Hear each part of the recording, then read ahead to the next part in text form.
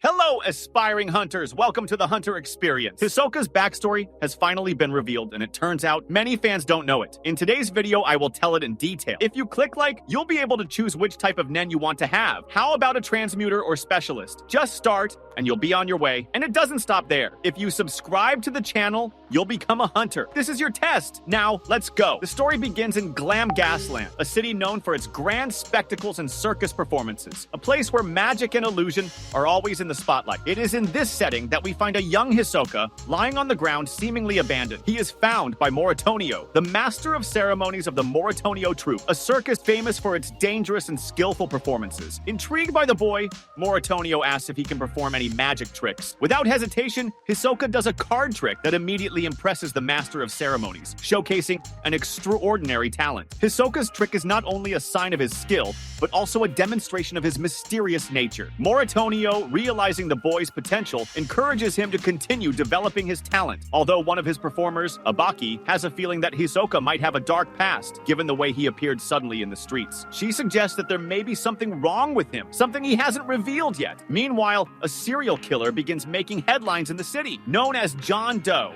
and nicknamed 100-Faced. He is a murderer who kills his victims mysterious, and no one can truly identify his identity. The peculiar thing about the murders is that the victims are crushed to death, but the killer's style seems to constantly change, giving him multiple faces. He enjoys the attention he receives, allowing security cameras to capture his actions. This sinister story begins to loom over the plot, creating an atmosphere of growing tension. Amidst this chaos, Moritonio's circus continues its performances, and Hisoka, increasingly immersed in the world of magic and spectacle, finds himself trying to fill the void inside. When one of the circus jugglers gets severely injured and can no longer perform, Hisoka, always eager to stand out, volunteers to take the role. During his performance, another performer, Yasuda, becomes jealous of Hisoka's skill and attempts to sabotage him by throwing the sticks incorrectly, hoping he will fail. However, Hisoka, with his impressive dexterity, easily catches the sticks and impresses the audience, causing Yasuda to leave the circus, furious at the young man's success. As the performances continue, Moritonio begins teaching Hisoka the basics of Nen, a mysterious technique that allows users to access and manipulate their own life energy. Moritonio reveals to Hisoka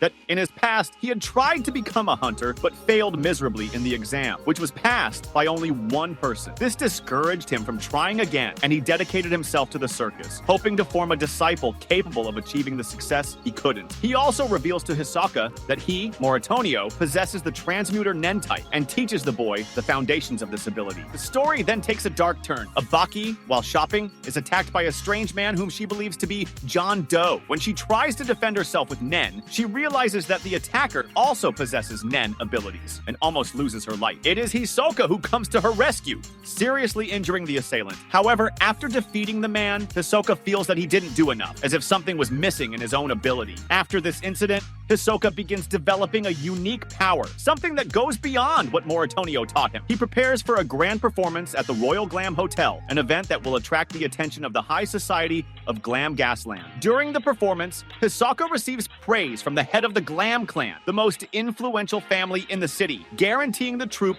worldwide fame. But it is outside the hotel, away from the spotlight, that Hisoka finally confronts Moritonio. In a tense confrontation, Hisoka accuses Moritonio of being John Doe, pointing to the artificial characteristics of his appearance. Moritonio, with a sinister smile, reveals his true identity. He is, in fact, John Doe. He confesses that he killed his own sister just to see the expression on her face, and that he created the circus as a more humane way to satisfy his desire for blood and suffering. Although he couldn't resist killing and manipulating still, Moritonio reveals that he created a Nen ability called Scarf Ace, which allows him to change his appearance by swapping faces, and it is this ability that he used to commit his murders. The confrontation between Moritonio and Hisoka turns into a fierce battle, where Moritonio uses his magnetic power to try to crush Hisoka with metal bars, but the young prodigy refuses to give in. He uses a newly learned technique, Gyo, to perceive the true nature of Moritonio's attack. The bars were being manipulated by an invisible magnetic force. Hisoka, using his own Nen, develops the ability called Bungee Gum, which has properties of both rubber and chewing gum, and manages to turn the situation around. With his ability, he makes the bars return to Moritonio, fatally crushing him. Before leaving, Hisoka,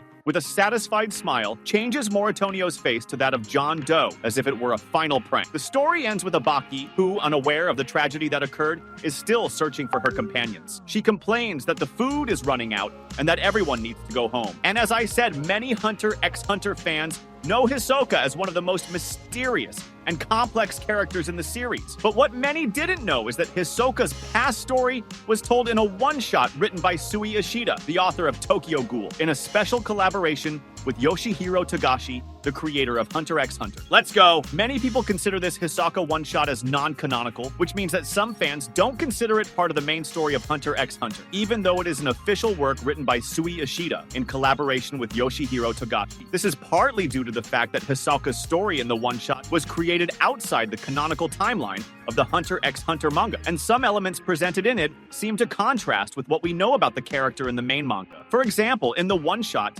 Hisoka's story is shown in a rather linear way. A young, mysterious orphan who ends up joining a circus and develops his nen abilities under the tutelage of Moritonio. His pursuit of absolute power, challenges, and the thrill of fighting strong opponents seems to define him at this point. He has a nearly symbiotic relationship with the circus and Moritonio, and his ability to create bungee gum emerges very clearly and directly, standing out as the highlight of his growth and learning. However, in the main Hunter x Hunter manga, Hisoka is portrayed in a more complex and multifaceted way. The current version of Hisoka, especially after the events of the Hunter exam arc, the Heaven's Arena arc, and more recently in the Dark Continent Expedition arc, has a more diffuse motivation and personality. He seeks stronger opponents, not out of a need for power or recognition, but from a nearly psychoanalytic desire to see the expression of his opponents at the moment of their death. Hisoka is an extremely calculating, cold, and much more mysterious character than the version we see in the one-shot. He doesn't reveal himself easily, and his actions seem to be driven by a desire to experience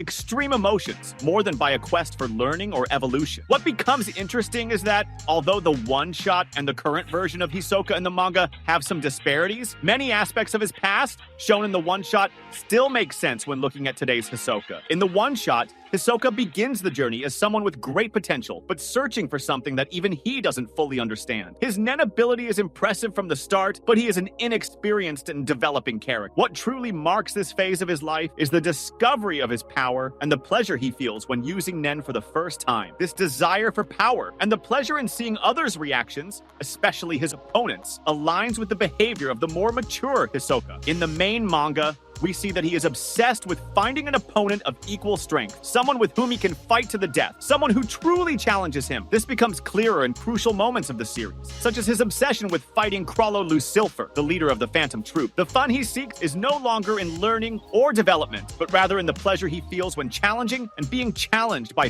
powerful opponents. In the end, whether the one-shot is canonical or not doesn't change much the way we see the Hisoka from the main manga. While there are some obvious differences between the young Hisoka we see in the one-shot and the more mature Hisoka from the manga, the fundamental motivations and characteristics of the character remain consistent. His pursuit of power, emotion, and manipulation of others for his own pleasure are themes that transcend the temporal versions. And what truly matters is how these qualities make him the fascinating character that he is. The one-shot story helps offer a possible explanation for some of Hisoka's attitudes, but at the same time, it also leaves room for more mysteries, something Hunter x Hunter does very well with all its characters. The contrast between the young Hisoka and his older self only deepens the enigma of who he truly is and how his psychology and motivations have never been fully revealed, maintaining the mystery and complexity of his character. Therefore, even though the one-shot might be seen as extra or non-canonical, it provides a rich layer to the character, giving fans a window into his evolution and showing how he became the unpredictable and intriguing being we all know and love in Hunter x Hunter. But what about you? Do you consider it canonical? Comment below. Hunters, that was our video for today. Leave a like if you enjoyed our video, subscribe to the channel as it is still very new, and I'll see you in the next video. Until then.